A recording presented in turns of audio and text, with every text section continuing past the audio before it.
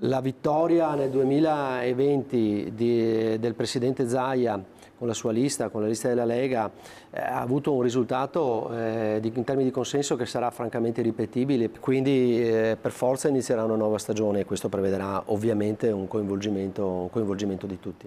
Una cosa nell'assoluta incertezza di questi giorni è chiara dentro la famiglia turbolenta del centrodestra. Le percentuali bulgare dello Zaia vittorioso nel 2020 sono irripetibili, non fosse altro che per l'assenza nella corsa a Palazzo Balbi dello stesso governatore. E allora la Lega per prima sa bene che il voto in questo 2025 è uno spartiacque. Nuovi equilibri sono quelli che auspica Forza Italia, lasciata ai margini della maggioranza in questo quinquennio, ma nuovi equilibri li auspica soprattutto Fratelli d'Italia.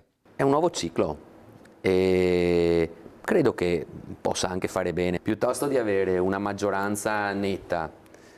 Non vorrei essere frainteso, ma un uomo solo al comando, come è stato magari negli ultimi anni, ripeto, senza criticare, si avrà magari un qualcosa di più, chiamiamolo condiviso. La partita a scacchi è nota. Meglio un presidente della Lega cerchiato da Fratelli d'Italia o un presidente targato Meloni ma con più carroccio in giunta? Anche per questo c'è chi parla di inventare i sottoassessori per garantire maggiore equilibrio di governo, ipotesi però rigettata da Coin e Della Pietra. Non credo che l'equilibrio e la soluzione, il percorso, la fine del percorso passi attraverso questi piccoli equilibri. Io credo che sia grave se la si pensi così.